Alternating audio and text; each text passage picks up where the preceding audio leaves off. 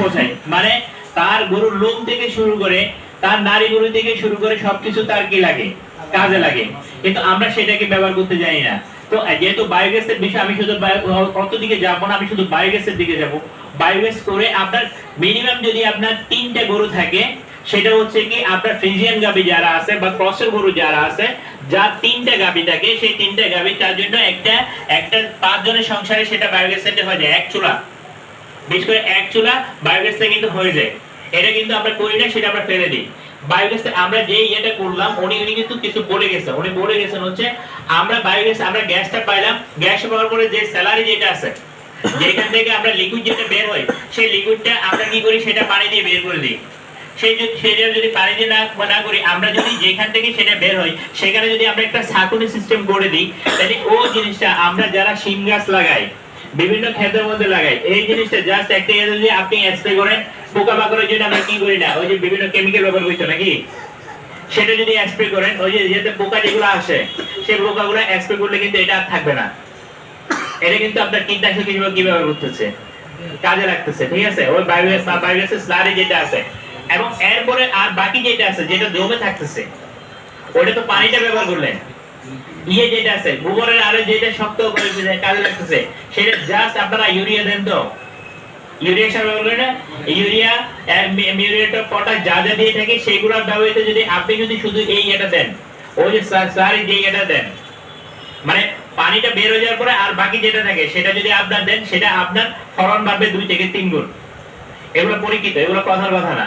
ঠিক আছে, হ্যাঁ, কিন্তু আমরা এই জিনিসটাকে আমরা করি কি, আমরা সবগুলোকে আমরা কি করে দিই, আমরা ফেলে দিই। হ্যাঁ, তাহলে আমার গোবরটাও কাজে লাগলো, গ্যাসটাও কাজে লাগলো, আমার সবকিছু আমার কি করতেছে, আমার সেটা কাজে লাগতেছে। তাহলে এই বায়োগ্যাস। আর আমার দেশি গরু যেটা আছে, যেমন আপনাদের সন্দ্বীপে যে গরুগুলো আছে, বেশিরভাগই আপনার গরু বলেন মহিষ বলেন, সবগুলো আপনার চরে বেশিরভাগ পালন করা হয়, চরে পালন করতেছে। এই চরে যে আপনার উঠতেছে, এই যে মানে দেখেন ওই যে কি জানি বল, উড়ি কিছুর পরে উড়ি থাকে না, আবার উড়ি উঠে, এগুলো আসে কোথা থেকে? বিশেষ করে আমাদের এই যে ওখানে কি চরে কেউ সাথ দিতে যায়? এক সপ্তাহ আপনি মহিষগুলা না চড়ুক, গরুগুলা না চড়ুক, চরের অবস্থা কি হবে? এক হাঁটু কিন্তু আপনার হবে, গাছ হবে, উড়ি হবে। ওগুলা বাড়তেছে কিভাবে? বাড়তেছে গভর্নমেন্ট হচ্ছে আপনার এই গরু গোবরের কারণে, গরু পেশাবের কারণে, ওর কারণে ওখান থেকে আসতেছে। ঠিক আছে, তো আমরা এই যে উনি যেটা বলছে গরুর পেশাব এবং এই যেগুলো আছে, আপনারা যে কোনো মধ্যে আউটে উনি বলছে একবার বলে কথা না, আপনার যখন যেটা আসবে তখন সেটা আপনি সাথে সাথে সেখানে কি করতে পারবেন, ওখানে আপনার ইনার কোথায়। শুধু এখানে একটু চেষ্টা করতে হবে আপনার ওই যে ময়লা যেগুলো আছে, বিভিন্ন খড়কুটা যেটা আছে, খড়কুটাগুলো আপনি এখান থেকে কি করে ফেলেন, আলাদা করে ফেলেন। তাহলে আমি খড়কুটাগুলো কি করব, খড়কুটাগুলো যেগুলো আছে সেগুলো দিলে আমরা কি করব, সেটা আমরা জৈব সার করব।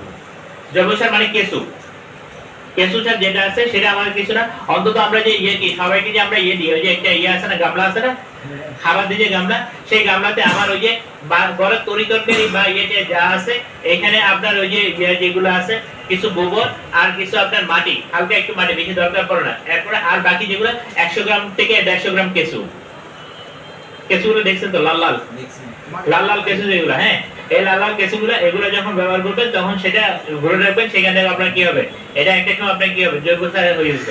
তাহলে কোনো জিনিস আমাদের ফেলনা আছে, কিন্তু আমরা সেগুলোকে আমরা কি করতে পারি না, আমরা ব্যবহার করতে পারি না, সেটা হচ্ছে আমাদের দৈনতা। হ্যাঁ, তো এই বায়োগ্যাসের যে জিনিসটা, কাজে আমরা যদি বায়োগ্যাস করি তাহলে আমরা পারবো। যেমন অনেকে আছে সন্দ্বীপে, আপনাদের বায়োগ্যাস আছে দেখছেন নাকি? সন্দ্বীপে স্টিল সন্দ্বীপে মানে কাজ করতেছে, বায়োগ্যাস আছে। আপনারা যদি কেউ যদি চা খাইতেছেন বায়োগ্যাস চা, আমি আপনাদেরকে নিয়ে যেতে পারবো, সেটা বেশি দূরে না, এখান থেকে রহমতপুরের এখানে। আর এখানে এই যে এটা ইকবালের যেখানে আছে, বাবরের এখানে যেখানে আছে সেখানে বায়োগ্যাস আছে। এবং এগুলা কিন্তু হচ্ছে, কিন্তু ওই আপনাদের মনে একটু কনফিউশন ছিল, মানে বায়োগ্যাস আদৌ মানে এটা করা যায় কিনা, ইয়ে হয় কিনা, এগুলা কিন্তু এখনো পর্যন্ত ওরা কিন্তু মানে ওই গ্যাস দিয়ে মানে ইয়ে করছে। ঠিক আছে, আমরা দিয়েছিলাম, আমরা এই 3টা প্রজেক্ট দিয়েছিলাম, 3 জনকে দিয়েছিলাম, সেই 3 জনের মানে অলরেডি 3 জনে কিন্তু সাকসেস। ঠিক আছে, হ্যাঁ, তো এইটা এই বায়োগ্যাসগুলো আছে। শুধু এখানে যে সমস্যা হচ্ছে, এইটার সমস্যা হচ্ছে আমার কন্ট্রাক্টর যারা আছে, মূলত হচ্ছে আমার কন্ট্রাক্টর যারা আছে, কন্ট্রাক্টর কিছু আছে যখন তার কাজটা দেখে মনে হয় যে সে মানে কিছু আছে মানে কাজ পাওয়ার জন্য মানে খুব ইয়ে করে, মানে তদবির করার পর ওরা যখন কাজ করে জানা যায় উনি কিন্তু আসলে এটা কনস্ট্রাকশনের সম্পর্কে জানে না ঠিক মতো, যার ফলে এটা করতে গিয়ে ওরা ভুল করে বসে থাকে। আমার ইনলেট আউটলেট যে লেভেলে থাকার কথা সেই লেভেলে দেয় না। হ্যাঁ, যা এটা না দিয়ে তোমরা ওই যে উনি যেটা বললো, আমার যেটা হওয়ার কথা একটা বেলুনের মতো, গোল উপরে বেলুনের মতো হবে, সেটা হচ্ছে আমার কিসের মতো, সেটা হচ্ছে আমার যদি কোনাচি করে দিই, চাই কোনা করে দিই, আমার এই মনের মতো করে দিই, তাহলে হবে। কারণ গ্যাসটা, আমার গ্যাস যেরকম আছে, বেলুনটাকে তো, বেলুনকে যদি আমরা ফোলাই, বেলুনটা আমার গোল হয়ে গেল, বেলুনটা চাই কোণে তৈরি হতে পারতো, চাই কোণে তৈরি হতো না, কিন্তু বেলুনটা হয় কিরকম, গোল। তাহলে এই গোল, তার মানে ওইখানে বাতাসের যে ইয়াটা আছে, সেখানে একটা বাতাসের চাপ আছে, সেই চাপটা আপনার এখানে আবার কি হচ্ছে, ওখান থেকে আপনার কি হচ্ছে, বের হচ্ছে। ঠিক আছে, এই জন্য মানে আমাদের বায়োগ্যাসের যে জিনিসটা, বায়োগ্যাসটা আপনার সন্দীপে আছে, আমি বলবো আপনাদের যারা খাওয়ার আছে অ্যাটলিস্ট 2 থেকে 3টা গরু আছে, হয়তো আপনাদের প্রথম ইনভেস্টটা বেশি। আমার মনে হয় একটা বান্ডারে যদি আপনি ইয়ে করেন, হয়তো 50 থেকে 60,000 টাকা মানে খরচ হবে এক চুলা যদি আমি যদি গোল না করে থাকি, 50 থেকে 60 এরকম টাকা খরচ হয়। হ্যাঁ, যদি এরপরে যদি বাড়াইতে চান, সেটা আপনাদের নিজেদের ইয়ে অনুযায়ী আপনারা বাড়াবেন।